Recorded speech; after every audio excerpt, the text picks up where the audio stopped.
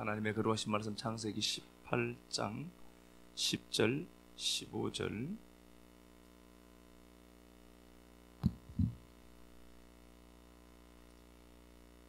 그가 이르시되 내년 이맘때 내가 반드시 내게로 돌아오리니 내 아내 사라에게 아들이 있으리라 하시니 사라가 그 뒤 장막문에서 들었더라.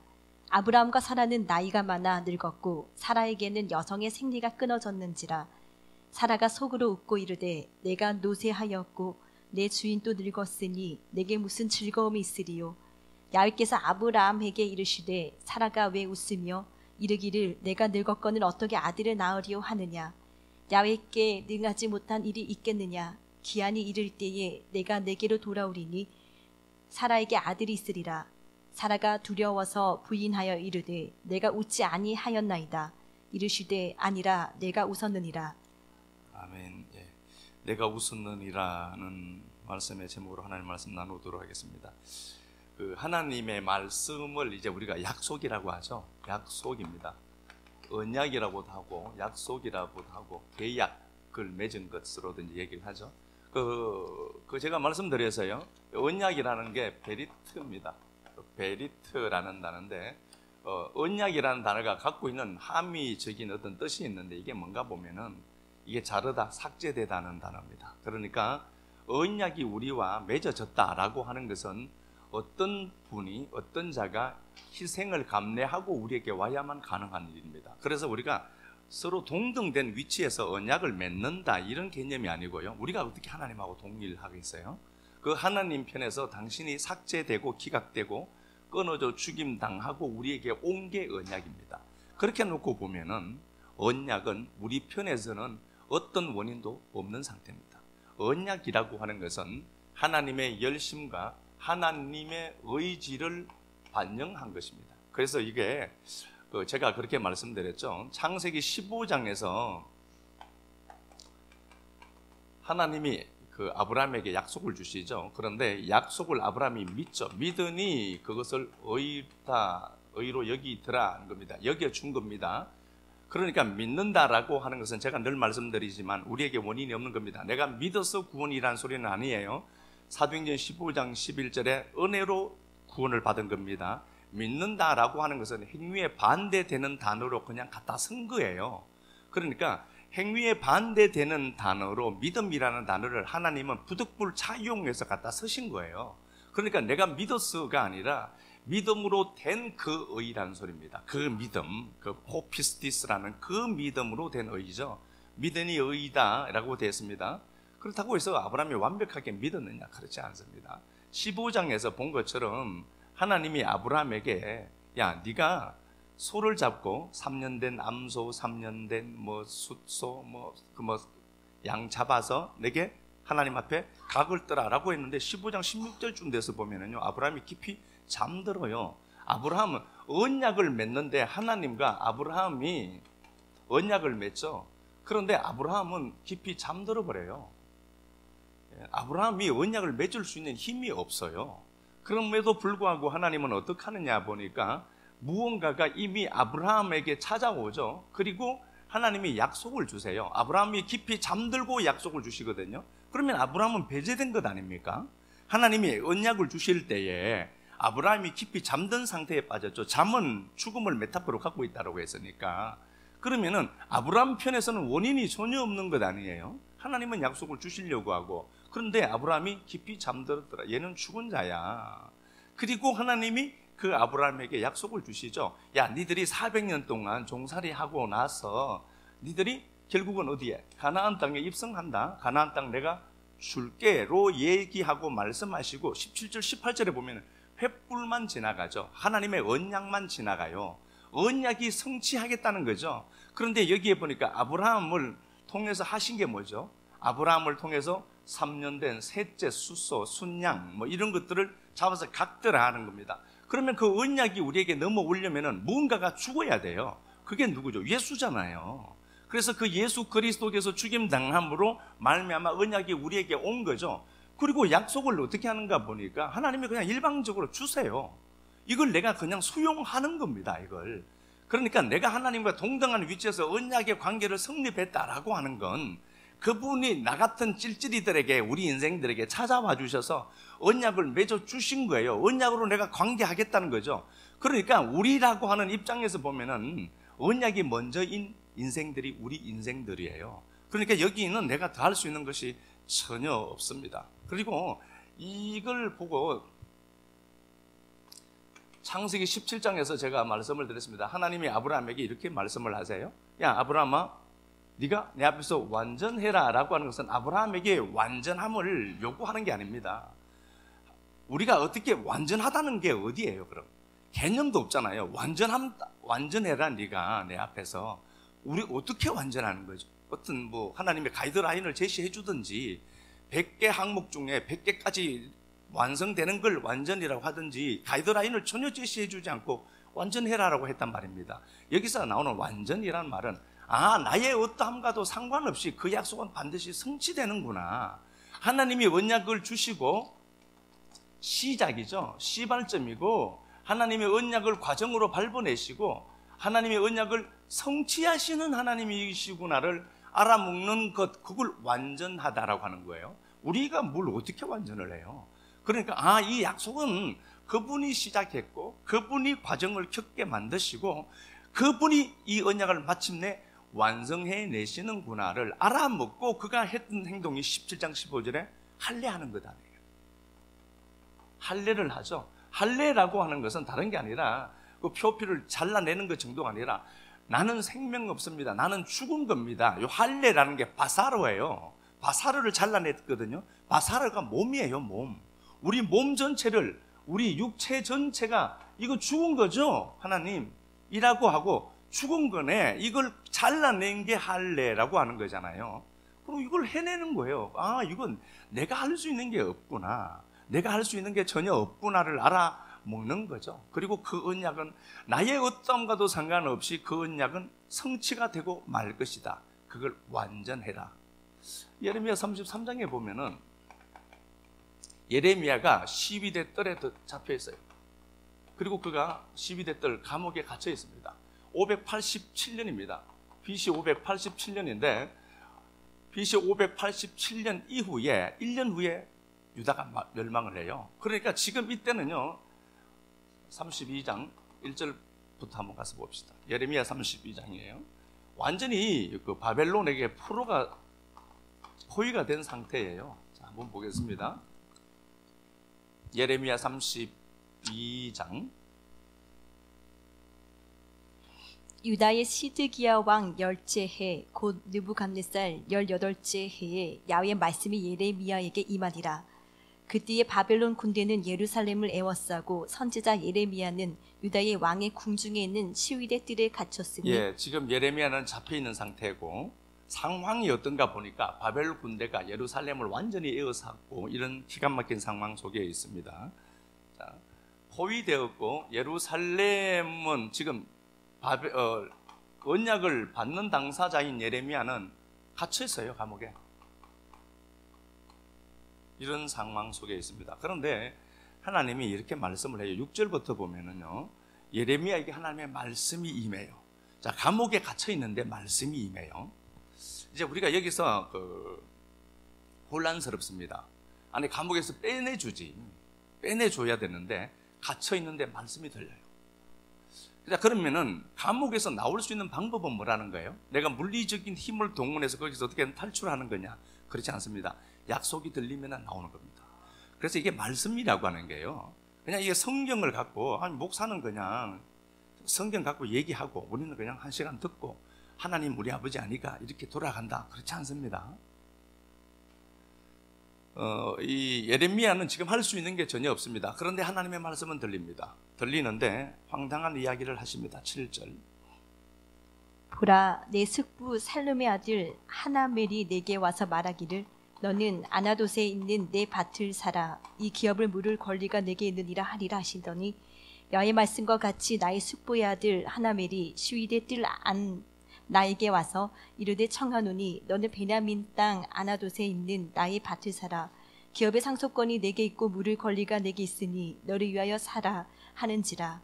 내가 이것이 야훼의 말씀인 줄 알았으므로 내 숙부의 아들 하나멜의 아나돗에 있는 밭을 사는데 은 17세기를 달아주되 증서를 써서 봉인하고 증인을 세우고 은을 저울에 달아주고. 예, 지금 상황을 보면은 예레미야는 갇혀 있고 바벨론은 유다를 애워사고 있습니다. 기가 막힌 상황이에요. 그런데 하나님이 예레미야에게 말씀을 주시는데 이치에 맞지 않는 말씀을 주세요. 그래서 하나님의 말씀이 논리적이기만 하냐? 그렇지만은 또 않습니다. 근데 그 말씀이 들려서 내 마음에 그 하나님의 말씀이 갖고 있는 하나님의 파동이 있어요. 하나님이 빛이시니까 빛은 입자이기도 하고 파동이기도 하죠. 그래서 그 빛은 물질이기도 하지만 물질이 아니기도 하다라고 하죠. 그죠? 그 물질이신 그 하나님이 이제 우리에게 딱 이렇게 말씀으로 찾아오시죠. 그러면 그 하나님이 갖고 있는 고유한 파동이 있어요. 그게 그 말씀이 우리에게 에너지로 그대로 전달될 것 아닙니까? 그러면 내게 딱 들어오면 어떻죠? 울림이 있는 겁니다. 울림이 떨림으로 나타나요. 이게 이제 하나님의 말씀을 우리가 집중해서 듣는다라고 하는 건요, 말씀에 대한 존중함과 말씀에 대한 기대감, 이런 것들이 사실 우리에게 많이 배양이 돼야 되겠죠. 어쨌든 봐요, 하나님의 말씀이 예레미야에게 말씀을 해서 하나멜의 숙부의 아들 하나멜의 땅을 사라는 겁니다. 예레미야가 이걸 사요. 이치적이지 않죠. 논리적이지 않습니다. 하나님의 말씀이 왔는데 감옥에 갇혀 있는 예레미야에게, 야, 그 하나멜의 땅을 사줘. 네가 기업 물을 자니까 네가. 그렇게 돼 있죠.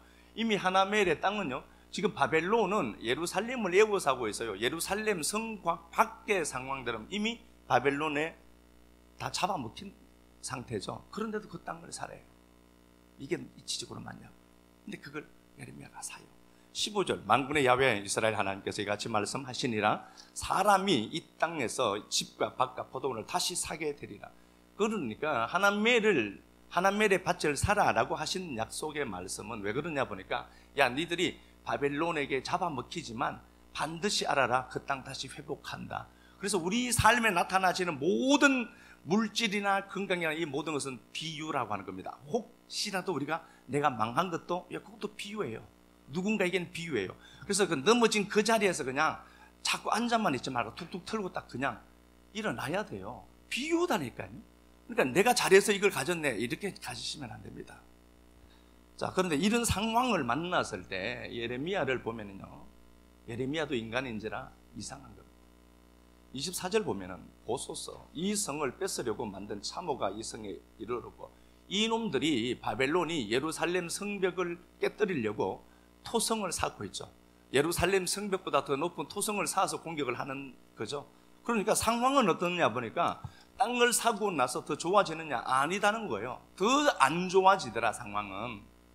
그래서 이 상황은 절대로 말씀의 통치 아래서 잘 순응하지 않는 걸로 보입니다. 네, 하나님 살아계세요. 아멘. 보소서, 이 성을 뺏으려고 만든 참호가 이 성에 이르렀고, 칼, 기근, 전염병으로 말미암아 이 성이 이를 치는 갈대아인의 손에 넘겼다는 겁니다. 근데 주의 말씀대로 되었음을 주께서 보시나요? 지금 혼란스러운 거예요. 더 좋지 않고 상황이 더 나빠지더라. 기가 막힌 상황을 만났습니다. 그런데 25절, 주 야훼께서 주 야훼여 주께서 내게 은으로 밭을 사며 정인을 세우라 했다. 이 성은 갈대아인의 손에 넘기신 바 되었나이다. 믿음 따라 땅을 샀는데, 사라고 했는데 이해는 안 되는 거예요. 하나님의 말씀이 들립니다. 하나멜의 밭을 사라라고 하는데 상황은 점점 안 좋아져요. 그리고 나서 하나님 보세요, 이거 지금 망하게 됐잖아요. 망하게 되고 있고 지금 망하고 있어요. 그런데 나는 이해는 안 되지만 당신이 사라고 해서 샀습니다. 예, 이걸 믿음이라고 해요. 샀습니다. 33장 보겠습니다. 33장 1절. 예레미야가 아직 시위대 뜰에 갇혀 있을 때에 야훼의 말씀이 그에게 두 번째로 임하니라. 예, 하나님의 말씀은 자꾸 오죠. 풀어주진 않고. 시위대 뜰에 또 봅시다. 이르시되 이를 행하시는 야훼, 그것을 만들며 성취하시는 야훼, 그의 이름을 야훼라 하는 이가 이와 같이 이르시도다. 너는 내게 부르짖으라. 내가 내게 응답하겠고 내가 알지 못하는 크고 은밀한 일을 내게 보이리라. 예, 하나님이 말씀을 하세요. 그렇게 이제 이 상황들에 대해서 지금 예레미야는 지금 계속해서 갇혀 있고 말씀은 계속해서 들리고 말씀 따라 움직여 갔지만 상황은 변하지 않고 계속해서 더 거친 환경들이 조성이 되고 있어요. 그런 기가 막힌 상황 속에 하나님의 말씀이 또 들려요. 야, 일을 시작하고 행하고 만들고 성취하는 건 누구라는 거죠? 하나님입니다. 언약은 우리 편에서 어떤 것이 아니라 그 하나님이 시작이고 그 하나님이 만드시고 그 하나님이 성취하는 것입니다. 그래서 그 언약을 믿고 예레미야는 그곳에서 기다렸고 역시나 그곳에서 어떻게 하죠? 그는 탈출해 나옵니다. 약속이라고 하는 것은요, 우리에게 원인이 있지 않다는 것을 말씀을 했고요. 제가 우리의 어떠함과 상관없이 내가 갇혀 있어도 그 언약은 반드시 성취가 되게 되어져 있습니다. 나의 어떠함과 상관없이. 그래서 우리가 적당히 뻔뻔한 거죠. 그분이 아버지니까. 이용해 먹으라고 하는 건 아닙니다. 그분을 이용해 먹으면 안 되고, 아, 그분이 내 아버지구나. 나의 어떠함이 없어요. 그러니까 우리가 하나님 앞에 담대히 나아갈 수 있는 것은 어린 양 예수 그리스도의 보혈 피를 의지하여 나아가는 거죠. 우리의 어떠함이 아닙니다. 아, 내가 이런데 지금 하나님 앞에 나갈 수 있을까? 내가 이름에도 불구하고 감히 하나님 앞에 이걸 요구할 수 있을까? 예, 그분이 내 아버지니까. 우리의 재원을 그분이 아세요. 시편 139편이죠.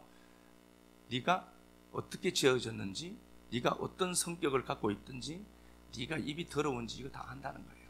그러니까 이거 보고 자꾸 주춤하고 뒤로 물러설 게 아니라 오직 그럼에도 불구하고 벌떡 일어나서 당당하게 걸어가는 거죠. 언약은 누구 편에서 시작했으니까? 그분이 시작했어요.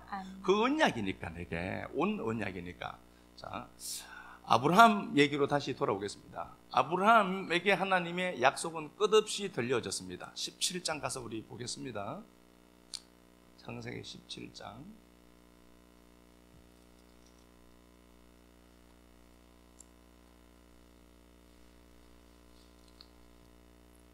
1절.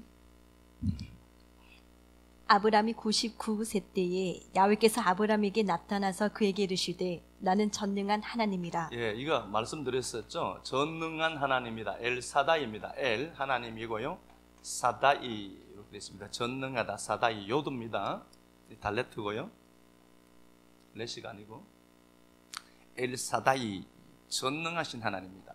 요게 사드라고 왔죠? 사드에서 왔습니다. 이게 가슴이에요. 어머니의 가슴이에요. 그러면은 전능한 하나님이라는 말은 그분이 어떻게 하시겠다는 거죠? 그분이 양육시켜 내겠다는 겁니다. 하나님이 자 우리에게 아브라함에게 야 완전해라 라고 하는 의미는 약속은 반드시 시작했고 그분이 과정이시고 그분은 완성해 내신다. 그러니까 이것 때문에 무서워하거나 두려워하지 말라.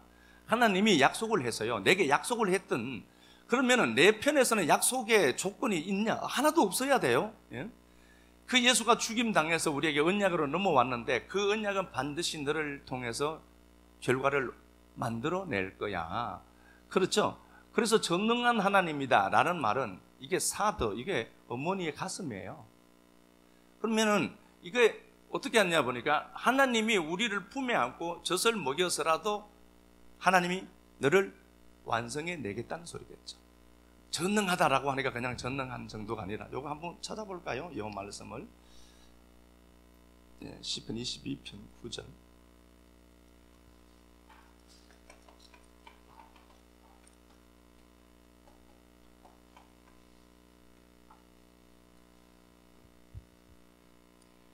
오직 주께서 나를 모태에서 나오게 하시고 내 어머니 젖을 먹을 때에 의지하게 하셨나이다. 예, 네. 그게 젖을 먹이고 라는 단어 있죠? 이게 사도예요. 그러면은 내 앞에서 완전해라 나는 전능한 하나님이다 라는 것은 내가 너를 완성시켜낼 거야. 어떻게? 내가 젖을 먹여서 너를 양육해서 너를 그 자리에 세워낼 거야 라는 소리겠죠. 그러니까 하나님이 언약을 아브라함에게 주셨죠. 그리고 그 언약은 내가 내 편에서 성취하지 네가 어떠한 게 아니야. 4절 제가 그 창세기 강의도 하면서 그렇게 말씀드렸습니다. 2절에 보니까 내가 내 언약을 그렇게 되어 있고요. 4절에 내 언약이 너와 함께 있고요. 6절에 내가 너로 이렇게 되어 있고 7절에 내가 내 언약을, 8절에 내가 너와, 계속해서 뭐예요? 주어가 누구죠? 하나님. 하나님이 내가 너와 네가 어떠하든지 간에 그 약속은 반드시 성취되게 내가 하겠다. 어떻게 하죠? 젖을 먹여서라도. 젖 먹여서 너 같은 인생을 버리지 않고 쳐버리지 않고 젖 먹여서 내가 너를 완전하게 할 거다. 그렇게 되어 있습니다. 자, 그러면은 하나님 편에서 언약이 시작됐고 하나님이 과정을 겪게 하실 것이고 그 언약은 반드시 성취가 되게 하십니다. 나의 어떠함과 상관없이. 아멘 맞나요? 아멘. 네. 아멘. 전정숙 성도님이요, 이런 상황에 지금 세탁소 문 닫아놓고 왔어요. 기도 막씩 해주셔야 됩니다. 예배 드리는 시간만큼 채워지게 안 되면 우리 책임들이에요. 예? 그러니까 예배 문 닫아놓고 예배 드리러 왔다. 생각난 김에 오늘 떡도 해보셨죠? 백방송 주선님이 저도 월급받았던 떡 사왔어요. 감사합니다. 예, 등록한 지 얼마 되지도 않았는데 그래. 봐요. 하나님이 우리에게 은혜를 베풀어 주시고 그 하나님이 언약을 완전케 하시겠다라고 약속을 했어요. 약속을 했는데 이제 그 약속은 그분 편에서 시작했기 때문에 완성을 분명히 시키시는 거죠. 그리고 18장, 오늘 18장에서 등장해요. 18장에서 오는데 세 사람의 천사들이 찾아오는데 아브라함이 그들을 섬기게 되죠. 제가 그 말씀드렸습니다. 섬겨서 그에게 아들이 왔다 아니라고 했습니다. 아들이 올 때 되니까 섬기는 겁니다. 그래서 내 행동은 곧 하나님이 날 향한 행동이라고 보시면 돼요. 내가 무언가를 섬겨서 이렇게 되었다, 이건 아니죠. 내가 원인이니까 아니죠. 하나님이 내게 은혜를 주시니까, 하나님이 내게 무언가를 주실 때가 되니까 내가 그렇게 반응하는 거예요. 그래서 나는 뭐죠? 하나님이 모든 게 원인이에요. 우리는 원인이 없어요. 그러니까 그날따라 막 교회 가고 싶고 그날따라 막 돈 쓰고 싶고 막 그런 거예요. 결과예요. 돈 쓰고 싶은 것도. 돈 내라 소리는 아니니까 편안하게 계시면 돼요. 봐요. 18장에서 이제 아브라함이 섬기는 모습으로까지 나옵니다. 이것도 누가 하신 거예요? 하나님이 섬겼죠. 하나님이 성장하게 하신 거죠. 그리고 이제 약속이 주어져요. 약속이 주어지는데 내년 이맘때에 아들이 있을 것이다. 약속을 줘요. 원했습니까, 이 사람들이? 네? 한번 볼까요? 10절. 그가 이르시되 내년 이맘때 내가 반드시 내게로 돌아오리니 내 아내 사라에게 아들이 있으리라 하시니 사라가 그 뒤 장막 문에서 들었더라. 아브라함 내년 이맘때에 아들이 있을 것이다. 내년 이맘때에 아들이 있을 것이다. 약속이 들렸습니다. 그럼 이 약속은 우리의 어떠함과 상관없이 어떻게 되죠? 성취가 됩니다. 아멘. 여기에 내 조건 자꾸 붙이시면 안 돼요. 그러니 십자가가 필요한 것 아닙니까? 우리가 내가 이 정도 되어야 하나님에게 주신다, 그래 하냐고요. 그분이 내 아버지인데 무슨 거래를 해요. 내년 이맘때에 아들이 있을 것이다 라고 했으면 아들이 있죠. 누가? 사라가 장막 뒤에서 그 소리를 들었습니다. 자, 11절. 아브라함과 사라는 나이가 많아 늙었고 사라에게는 여성의 생리가 끊어졌는지라. 사라에게는 여성의 생리가 끊어졌고 아브라함도 늙었습니다. 약속이 성취될 조건이 전혀 없습니다. 이 사람들에게 약속이 조금이라도 성취될 만한 어떤 원인과 고리가 있느냐? 전혀 없다. 얘들은 그렇죠? 그렇게 말씀해요. 자, 다시 보겠습니다. 12절. 사라가 속으로 웃고 이르되 내가 노쇠하였고 내 주인도 늙었으니 내게 무슨 즐거움이 있으리요. 야훼께서 아브라함에게 이르시되 사라가 왜 웃으며 이르기를 내가 늙었거늘 어떻게 아들을 낳으리요 하느냐. 야훼께 능하지 못한 일이 있겠느냐. 기한이 이를 때에 내가 내게로 돌아오리니 사라에게 아들이 있으리라. 계속해서 웃고 사라는 웃죠. 그리고 하나님은 또 약속을 주시죠. 14절에도 야훼께서 능치 못함이 있겠느냐. 능치 못함이 있겠느냐라는 말씀은 어디서 갖다 쓴 거죠? 17장 1절이죠. 전능한 하나님이다. 능치 않는 하나님이다. 그 얘기죠. 내가 하겠다는 소리예요. 하나님께서 능치 못함이 있겠느냐라는 말은 그분이 전능하시죠. 당연히. 그렇지만 야훼께서 능치 못한 일이 있겠느냐. 내가 전능한 하나님이잖아. 내가 니들을 젖먹여서 키워내겠다는 소리로 들으셔야 돼요. 기한이 이를 때에 내가 내게로 돌아오니 사라에게 아들이 있으리라. 그렇게 되어 있죠. 또 봐. 얇게 능하지 못한 일이 있겠느냐. 기한이 이를 때에 내가 내게로 돌아오리니 사라에게 아들이 있으리라. 사라가 두려워서 부인하여 이르되 내가 웃지 아니하였나이다. 이르시되 아니라 내가 웃었느니라. 예, 하나님의 자 다시 보겠습니다. 하나님의 약속은 반드시 그분이 주셨고 시작했고 과정이시고 결과를 맺어내십니다. 우리의 어떠함과 상관없이 약속이 오기 전에 이미 그 약속이 우리에게 오려고 하면은 누군가가 희생당한 겁니다. 누구죠? 예수 그리스도예요. 그러면 그 언약이 우리에게 넘어왔습니다. 그럼 우리의 태도를 이렇게 보면은 그분이 양육시켜서라도 이 약속을 성취해 내신다는 거죠. 그런데 그 약속이 이렇게 들렸어요. 아브라함에게 사라에게 야 내년 이맘때에 아들이 있다. 우리는 어떻죠? 아멘 해야 되는데 사라가 자기 환경과 상황을 보고 웃고 있습니다. 이게 차하크라는 단어예요. 차하크라는 단어인데요. 차대예요. 차하크인데 이제 웃었다는 단어죠. 웃었다 이렇게 되어 있습니다. 차하크, 웃었다. 이 단어가 그대로 서여진 거 몇 구절만 한번 찾아보도록 하겠습니다. 이 단어가요. 창세기 39장 14절.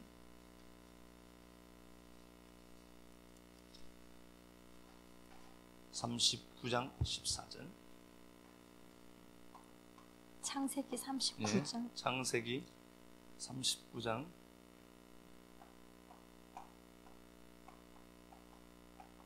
간수장은 그의 손에 맡긴 것을 무엇이든지 살펴보지 아니하였으니 이는 야훼께서 요셉과 함께 하심이라.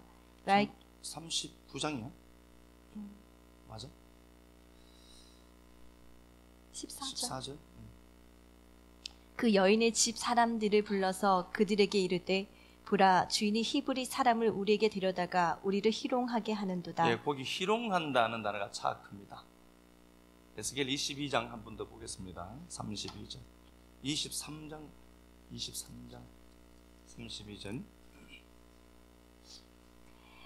주 야훼께서 이같이 말씀하셨느니라. 깊고 크고 가득히 담긴 내 형의 잔을 내가 마시고 코웃음과 조롱을 당하리라. 예, 코웃음이란 단어, 요 단어가 차크란 단어입니다.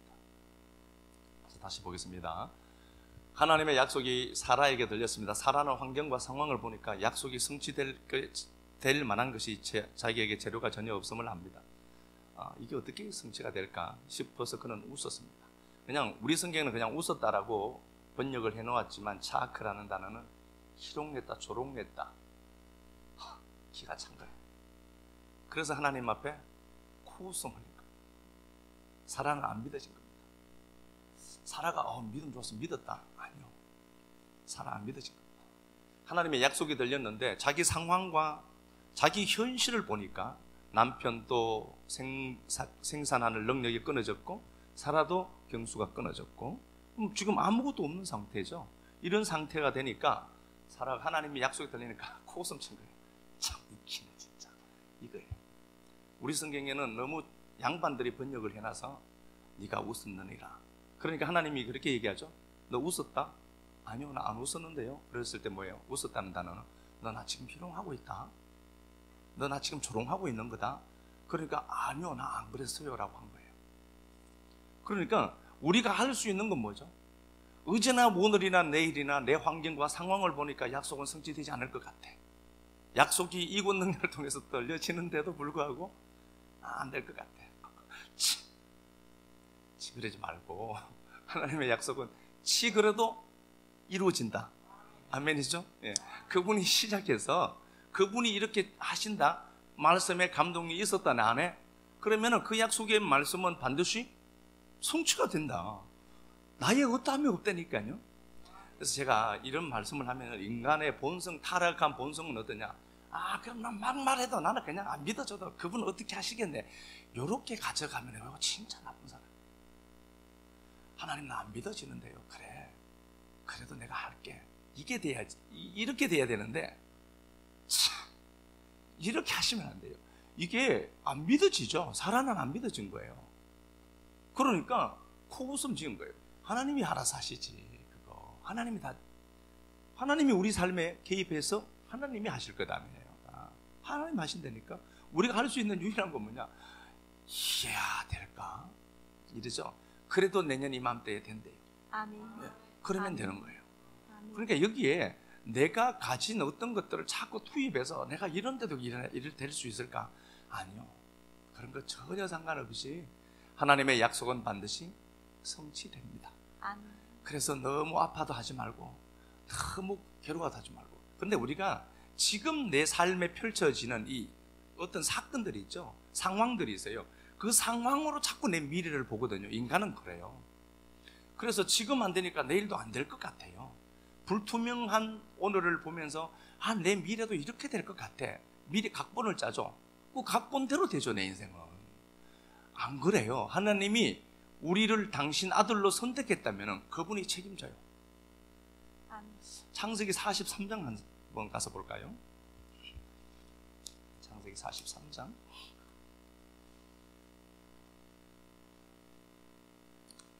창세기 43장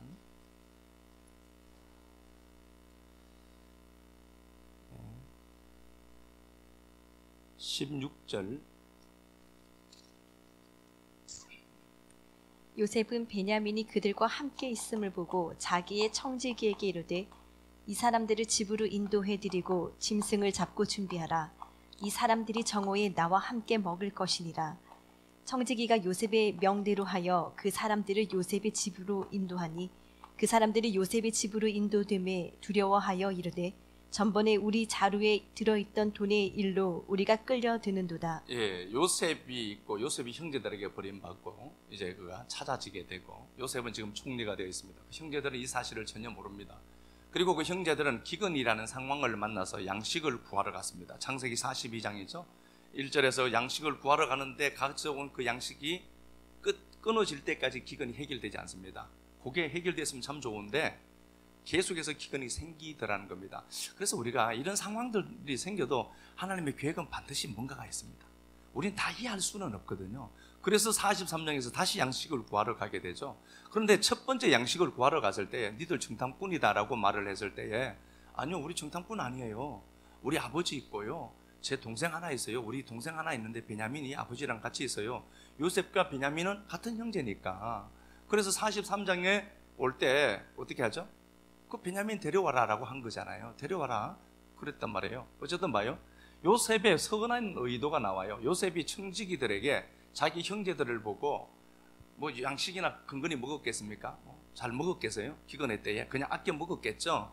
그런데 그 형제들의 몰골은 엉망일 것 아닙니까? 멀리 양식을 구하러 또 왔으니까 그 형제들 보니까 너무 마음이 안 좋은 거예요. 그래서 요셉이 형제들 데리고 내 집으로 가라.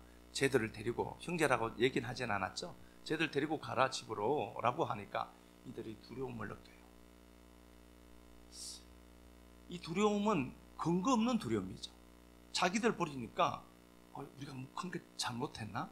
42장에서 올 때 양식 자루에 돈이 다시 들어있었던 상황이 다 이제 복잡다, 그죠? 이런 것들이 있으니까 이제 이 사람들이 두려워한 것도 맞지만 요셉이 선한 의도를 갖고 대접하는 거예요, 그냥 형제들에게. 근데 그들이 두려움이 덜컥 생긴 거예요. 그 두려움은 자기들이 가진 자기들의 틀로 만든 두려움이지 실제 하는 두려움은 아니에요. 근데 두려우니까 큰일 났다는 거죠. 그런데 이 두려움은 실체가 없는 두려움이에요. 그래서 여러분, 두려움은 실체가 없습니다. 두렵다라고 하는 것은 사랑과 두려움은 하나라고 했죠. 요한일서 4장 18절이죠. 하나님 안에는 사랑인데 사랑 안에는 뭐가 없어요? 두려움이 없다. 두려움이 있다라고 하는 것은 두려움은 허상이에요. 사랑이 없으니까 두려움이 발생된 거예요. 어둡다라고 하는 것은 빛의 부재지 어둠이 실제 있는 건 아니라니까요. 그렇죠? 죄라고 하는 것은 의의가 없는 상태잖아요. 그런데 자꾸 죄를 도덕으로 만들어놔서 인간들이, 그러니까 이게 없는 상태잖아요. 이게 없는 그런 상태.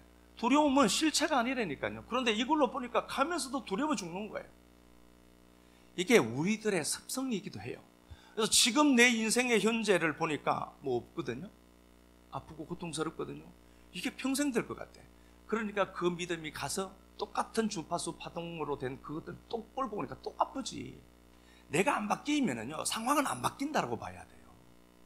아니 하나님이 말씀이 이렇다 이렇게 들렸다. 그래 나와의 어떤 상관없이 그분은 약속은 성취가 된다. 아멘 그냥 가면 될 것 아니에요. 근데 자꾸 두려워하지 말라니까요. 두려움이 있을 때 좋은 파동을 가진 좋은 파장을 가진 사람에게 자꾸 붙어야 돼요. 그래서 그걸 빨리 해소해야 돼요. 감정은 전염되고 한다는 걸 아시죠? 감정 전염돼요. 그러니까 상황들이 이렇게 펼쳐질 때 두려워하지 말고 나의 어떠함과 상관없이 내가 비웃어도 언약은 성취되는구나. 이 믿음 하나 갖고 가셔야 돼요.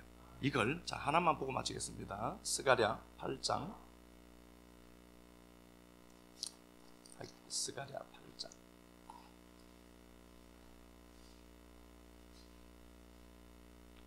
4절 5절 만군의 야훼가 이같이 말하노라. 예루살렘 길거리에 늙은 남자들과 늙은 여자들이 다시 앉을 것이라. 다 나이가 많으므로 저마다 손에 지팡이를 잡을 것이요 그 성읍 거리에 소년과 소녀들이 가득하여 거기에서 뛰놀리라. 만군의 야훼가 이같이 말하노라. 이 일이 그날에 남은 백성의 눈에는 기이하려니와 내 눈에야 어찌 기이하겠느냐. 만군의 하나님이 스가랴 8장 말씀은요 예루살렘의 회복을 얘기하는 겁니다. 예루살렘 회복된다라고 약속을 주셨어요. 518년에 주셨거든요. 실제 됐죠. 역사 속에서 그대로 성취가 되었습니다. 그런데 사람들 눈에는 기이합니다. 어떻게 이런 일이 생기지? 니들 눈에는 기이할 수밖에 없죠. 하나님의 약속은 그렇게 성취한다라고 말씀했고 그러면서 그렇게 얘기하는 겁니다. 백성의 눈에는 기이하려니와 내 눈에야 어찌 기이하겠느냐. 야 그건 일도 아니야 나에게는. 우리가 내 인생을 내 시선으로 보고 해석하는 것들 판단하는 것들 멈추시고요 그냥 그러나 그냥 사랑해 주시고 내가 수용해 주시고 약속의 말씀 붙들고 성취될 걸 믿고 기도하는 우리들 됐으면 좋겠습니다. 찬양합시다. 연약한 인간들인지라 약속이 그렇게 들림에도 약속을 사건으로 만들어내지 못하고 살아가고 있습니다.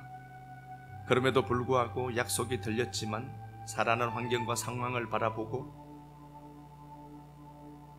비웃고 있습니다. 우리는 그렇게 되어놓고 비웃고 있진 않지만 그냥 약속 앞에 민감하지 못하고 둔감하게 살아가고 그냥 그 약속 따로 내 삶 따로인 것처럼 살아갈 때가 너무 많음을 고백합니다. 사랑하는 주님, 아무것도 할 수 없는 예레미야에게 약속의 말씀이 들렸고 이를 성취하시고 이를 행하시고 이를 만드시고 완성하시는 하나님을 소개했던 것처럼 하나님이 시작하셨고 완성해낼 것을 믿습니다. 식구들의 삶에 무너진 것들 주님 당신이 지금 수축하고 있고 회복시키고 있음을 믿습니다. 사랑하는 내 아버지 하나님, 이 약속 믿어지게 하옵소서. 보혈을 의지하고 이 약속 믿게 하옵소서. 우리의 어떠함이 아닌 당신의 어떠함으로 평가하고 생각하고 볼 수 있는 눈이 열려지도록 도와 주옵소서. 이 약속의 말씀이 성취되고 사건화되어서 또 하나님 앞에 영광 돌린 믿음의 동력자들 많이 발생되도록 성령님 도와주시고 함께 하여 주옵소서. 주님 앞에 드린 시간들, 섬김들, 헌신들, 물질들 모든 것 꼭 기억하시고 역사 속에서도 심고 거둠의 법칙 쫓아 이루시는 하나님의 주권 섭리 꼭 나타나도록 축복하여 주옵소서. 그리스도 예수님 존귀하신 이름 받들어 축복하고 기도드리옵나이다. 아멘.